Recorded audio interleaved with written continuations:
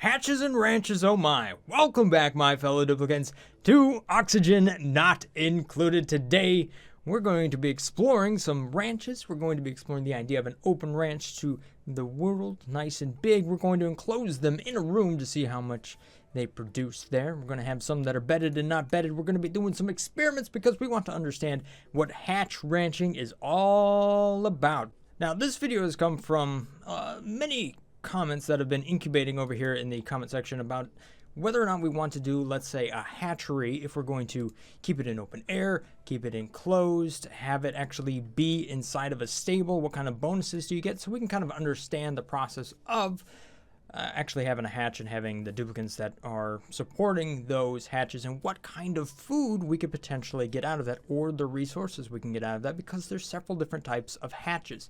Now, I'm sure this will lay eggs to many different ideas, and we can explore not just hatches, but other critters as well. So, get your fingers ready, because there's going to be a lot more coming on, ranching 101. I'm not sure if it's really 101. It's not actually a guide, but we're going to be exploring different ideas here, and ideas for automation, because it is a heavy, I'm sorry, too many puns in like one go. But remember, you subscribe to this. See what I did there? I'm on fire! Now, ranching is one of these things that is heavy for your duplicants to do, because it requires a lot of time for them to go over there and like tend to the little critters. So there's going to be a lot of opportunities for automation and getting a lot out of automating, because I've seen a couple of really good examples floating around. So Sonia has a setup over here that she wanted to kind of show off, and this was kind of an open ranch setup. You can see how many weight she has like right there, because in an open ranch setup, you don't really need to, they don't become overcrowded. That's one of the possibilities that we're going to have to look into here, because a 96 tile is the biggest room that a critter can be in if they're inside of a stable. However, if they're not inside of a stable, it can be bigger, and therefore you can have more of them in there. So there's a couple different examples that she has going on right here. So you can see it right there. Boom, look at all that. It's ridiculous. And they're kind of jumping back and forth, able to kind of still be taken care of.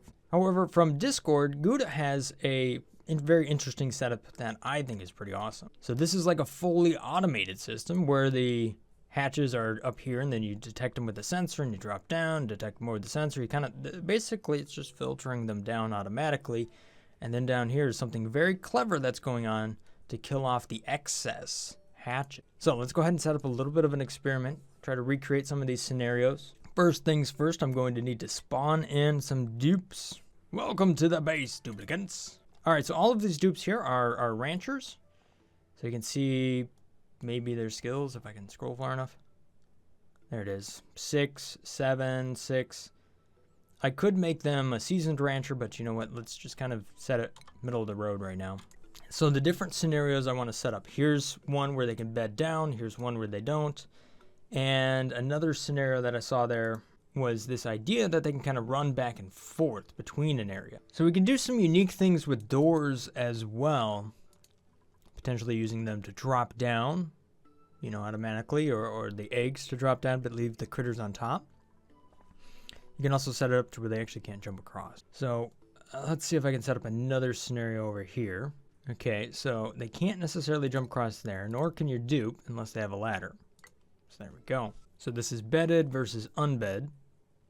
We can see the room size is the same, 96, 96, 96, and 96. Oh, and we can even control what dupe goes where. What? But that wouldn't really, because they're all different skilled. This one's a little different because I have pneumatic doors. Now, pneumatic doors can be automated as well.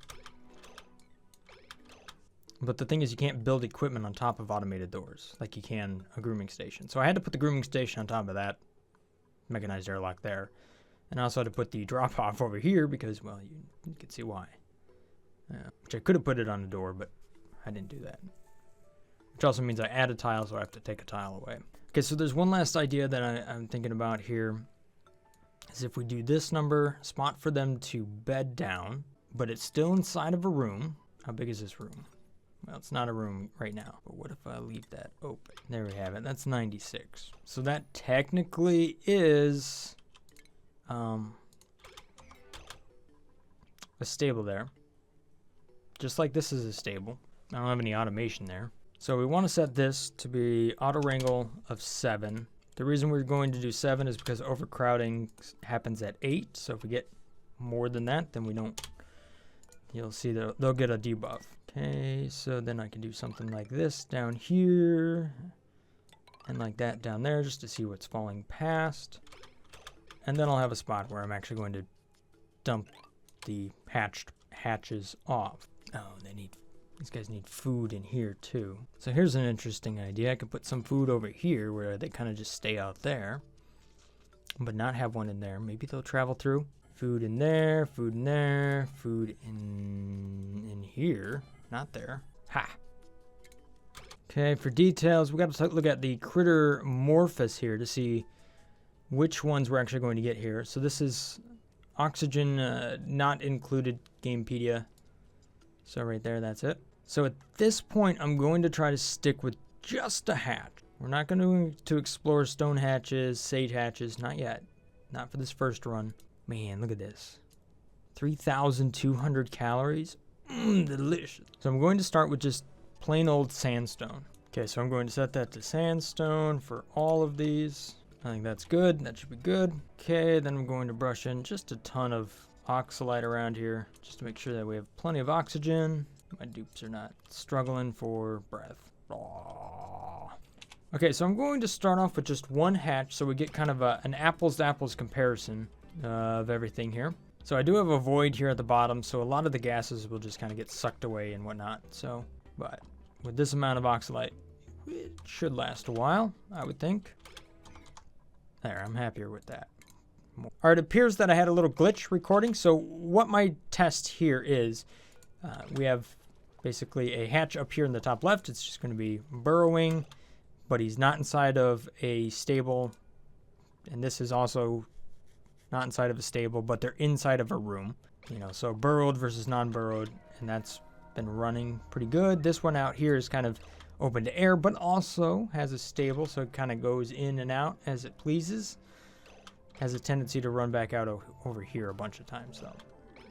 This one is just kind of off on its own little island, and this guy down here is just doing it. All right, so the hatches are now 25 cycles old. So if we take a look at what's happened here, the one that is tamed, you can see its reproduction rate is at 17% per cycle. So a little bit less than every 6 cycles, this thing is going to output another egg. So that is actually pretty good. And we know how many calories they're worth, 3,200, so you can get some sort of idea of just the food from the meat. So 3,200 divided by 5.88 gives you 544 calories per cycle. Meanwhile, all of my wild hatches have still yet to produce an egg, so they're really not doing anything. However, they are being nice little coal production machines. So what I have down here is 1,570 kilograms of coal, and that's coming from my tamed hatch, as compared to the very confused hatch, which is 515, or 493 from a wild hatch, which is this one right up here. This one up here is 437, and 437 as well for the burrowed hatch. So there we have some interesting numbers. The hatches that are burrowing throughout the day produce less than the ones that are up and running around all the time. So you can see that right there. It's 493 for the one that's running around, 437. Now this one is glum, so its metabolism is a little bit lower, but for the first 19 cycles, I don't know. See, this one is just not a very efficient example, so that would be almost a void number. I don't think we'd even look at that. However, this hatch down here is a beast, producing roughly 3 times the amount of coal and just a whole bunch more eggs.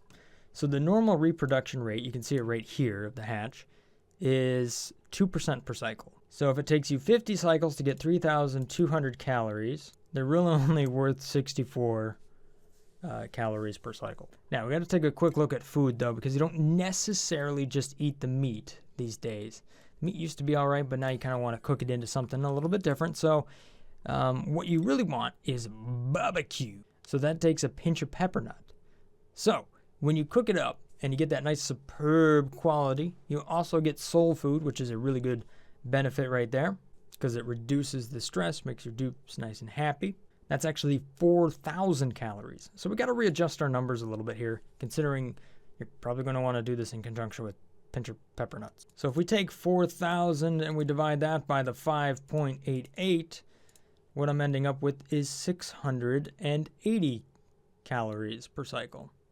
So that's actually a fair bit more than 544. And that's just from the meat.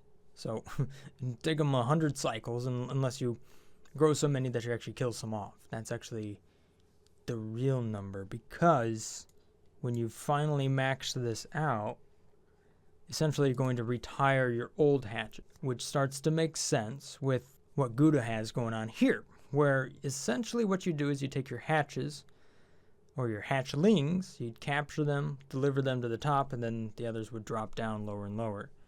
So hatchlings are delivered. Once it overcrowds, if it overcrowds, right, they go down. At least that's in theory what I think is going on there.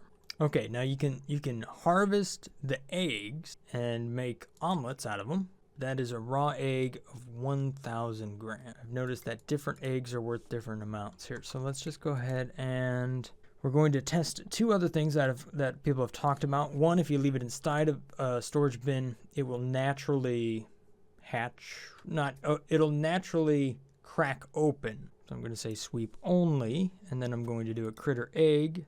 It's going to be a hatchling egg with 1 kilogram because they should be 1 kilogram. So I'll sweep that one into here.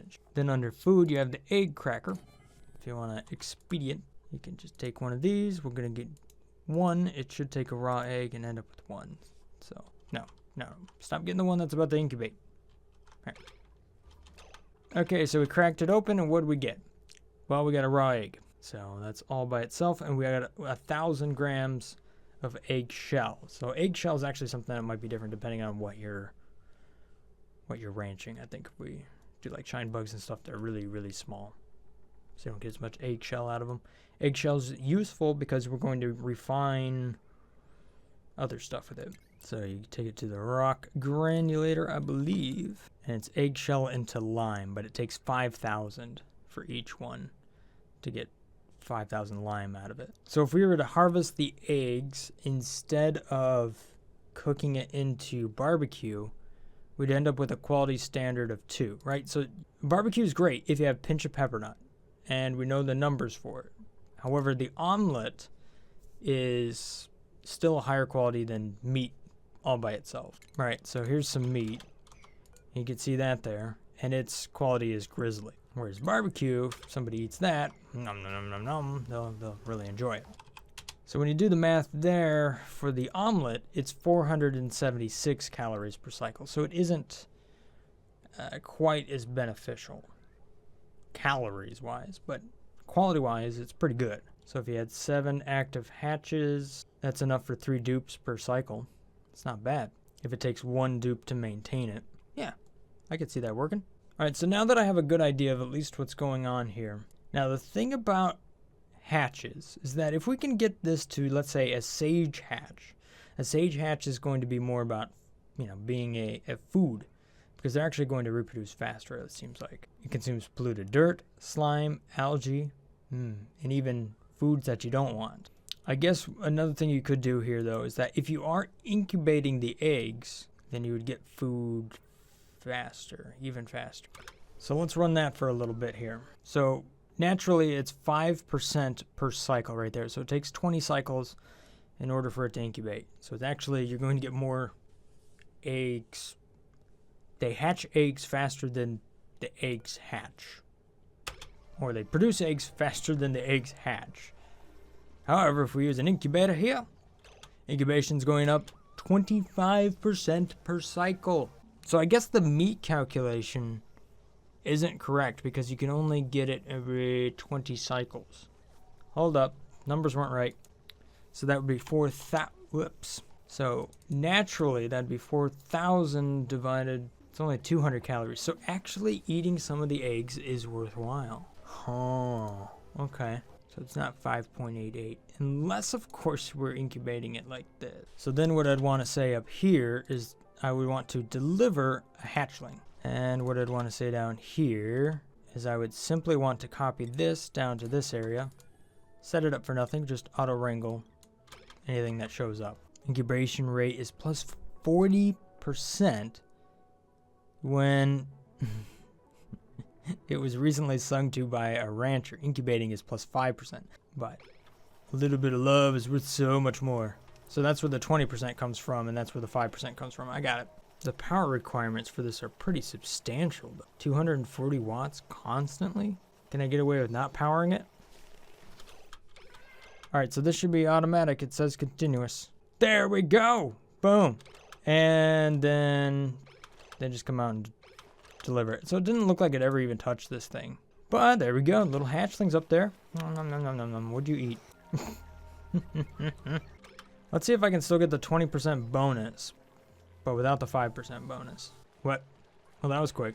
I'm still getting 5%, even though it's not running. Okay, apparently we can't love on them without power, because it'd be too easy. Oh, and there's another dynamic here. All right, so the hatchling isn't a full-grown hatch, so therefore its life hasn't even started yet. I didn't count how many cycles. There's a lot to ranching, isn't there? So, no, that's not doing it. I wonder if I can run this for just a little bit, you know, with a little bit of power. So you run it for just a little bit, and then we disable it. Like, here's what I'm thinking. What happens if I put this on a clock sensor, and it's active for just 10% of the cycle? And that's just enough time to get some love on it. Heh? Still getting lullabied. Still getting incubated. Requires way less power. Dude, that's working. It's working, and it isn't consuming power. Look at this. Okay, look at the reports. Previous day, power used 27 kilojoules. Not bad. Day before that, we didn't do anything. Day before that was 30 kilojoules. One before that, look at that. 136 kilojoules. So we're cutting 100 kilojoules off of this by just putting a clock sensor on it? Okay, so if we min and max this thing a little bit, let's say 7%. Sorry, devs. I broke your incubator. Incoming patch notes. Quality of life update 2.0. Age 5. And now you start to reproduce. Okay. So if we were to automate this, not worrying about this stuff up here, what I would say is we don't have to worry about over surplus here, but what I'm going to do is deliver a hatch. Previous cycle, 13.6 kilojoules. 10%. So long as you have a dupe on standby, right? They're like right there. You could have that on a power shutoff. Or you could just activate and deactivate. Actually, I don't think you'd want to do that. You could just have one of these. A clapper. I've never used one of these, like, for anything. So then I'm going to set this up to just be 3%. I didn't do any math. How about 98%? There you go. And then we'll do it right around here where the dupes are getting up and ready to go somewhere. Okay, it was just tricking me. Aren't you tricky? 2% at 15%. And there goes another hatchling. Excellent. So how do you automate the egg cracker for surplus eggs? I know. You ready? It's expensive, but whatever. And then you do this number. Ooh. Okay, so what we use here is a NOT gate. And you set this bad boy up to be on forever hatchling egg. But it's disabled. Oh no, what do we do? Nothing, that's what. However, we're going to need to leave it enabled for long enough for them to actually pull an egg from somewhere and do something with it. So that's where a buffer gate comes in. So once you pull that out of there, you still need to do the operation. So let's say this stays active for 40 seconds. And I only need to detect that power once a day, right? It's not like a big thing, so I can kind of do this. And then the only eggs I care about here, which would be hatchling eggs, because the other eggs are probably going to be worth more, being that they might be a sage or they might be a stone or smooth or whatever. So then that should activate once it reached, if I had an extra egg. So this would be a priority of, well, I'll make this a priority of 6 and just make this a priority of 5. So if I have an extra egg and I'm not incubating, I can get rid of it. Let's see if this works. We can automate this ranch. Ooh, we got ourselves a stone hatch. Okay, so that sucked in a ton of power. Crap, we'd only want that to be active for like, yeah, because what was today's reports? Well, that was 25 kilojoules. You can see the smart storage bin did 4.8, incubator did 19.4.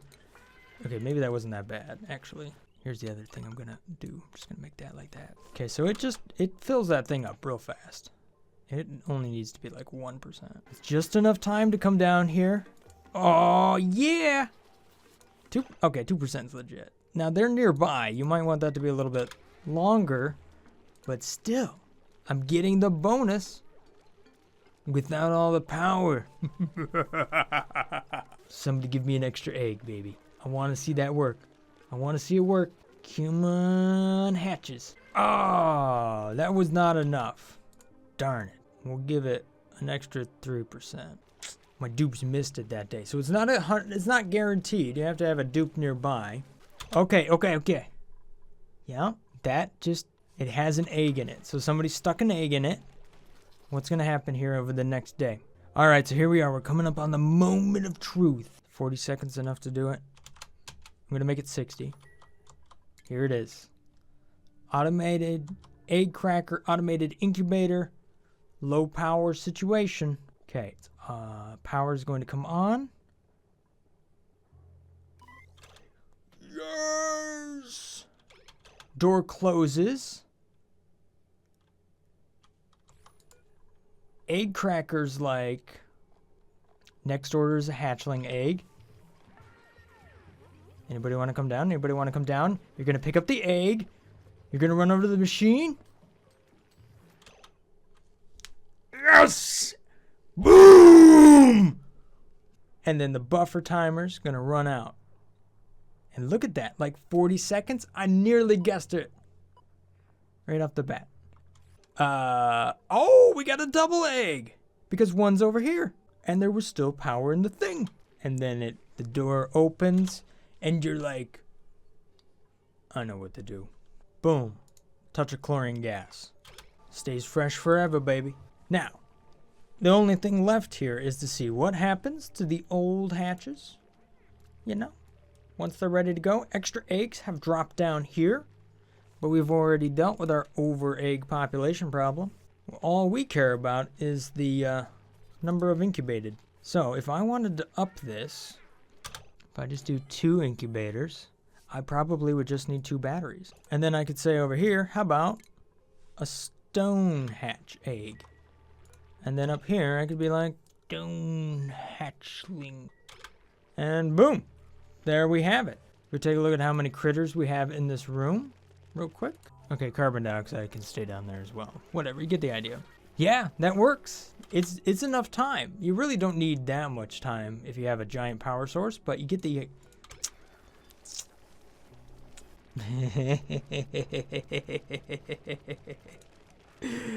Meanwhile, this hatch up here is just bored with its life. These 2 eggs here will probably hatch. And then we're going to have one delivered up here and it'll go out to pasture. Which we could potentially use yet another sensor and then create a death pit for them. Hey, easy down there. It sounds like you're farting. Anybody want to get this little stone hatchling out of here? Do we not have a spot for stone hatchlings? We don't. Now we do. Okay, so we're at maximum hatches up there. Bam. All right, moment of truth. Somebody want to let the little guy out? They won't bring it in because there's not enough spots for it. Okay. All right, so here comes the point where you actually need to get rid of these extra hatches. Rather than go up here and try to attack them all the time, this is where you can drown them. So what we can do is use an automated drowning machine to do our job for us. I don't see anything wrong with that. Nope. So maybe we do something like this. Nice high walls, so you don't have any chance of them escaping.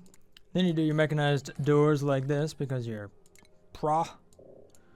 We copy this and all of its settings. And then over here, automation-wise, you just have a critter sensor. Although it would be nice to get to the food, so maybe we do this number. So we're going to want to put a filter gate here so we don't accidentally drown our dupe. That would be bad. They need to be able to get out. So we'll give them a good long 160 seconds to get out of there. Don't go AFK here. Otherwise, I suppose they have a ladder, right? They can still jump out. You know what? I don't even know if I need any of this stuff down here. So that is currently outside of a room, so we need to make a room in here. And we'll give them a window to look up. And one last view of this ceiling. Not really a sky. No, I deleted him. Sorry, buddy. You escaped. If we say that is 0, then it's going to activate. They might get one last meal. Dun, dun, dun. And down it goes. We'll get a follow cam on this one, too. Uh-oh. Hey, you know what? It's still happy. All right, let's give it a little moment here. And it turned into food. And how's the egg cracker working? Sunny side up. Boom! Maybe we'll take a refrigerator down here. And then we can store some meat. There we go. We'll pick up the meat. Dun dun dun dun. If I put a ladder here, we should be able to climb across it. Can you go over here? Oh, you can just run across the door. That's right. How cheating is this? He hacks. All right, so let's just run this for a little bit and see how it works in the long run. I think I have an automated hatchery. Yep. And just when I say that, everything goes wrong. Why don't you like the stone hatch? These duplicates. You picked the one hatch. You picked the one. You could have picked any of them, but nope. And that's the one you pick on every time. Man, that's just rude. Yeah, buddy, I can see why you're glum. All right, so what I want to do here is run it again because I think I got this figured out. So here's how I think it works, essentially. You keep your hatches up here, and you have 7 of them in the stable management. So you only ever get 7 up there. This detects whenever we go over 7, the eggs drop down. We don't worry about the hatches dropping down to the bottom layer to get sorted out. That's not needed. Down here, I just have a bunch of hatchlings that can kind of hang around down here. They're not inside of a ranch or a stable. They don't need to be. There's a spot for them to eat and be happy.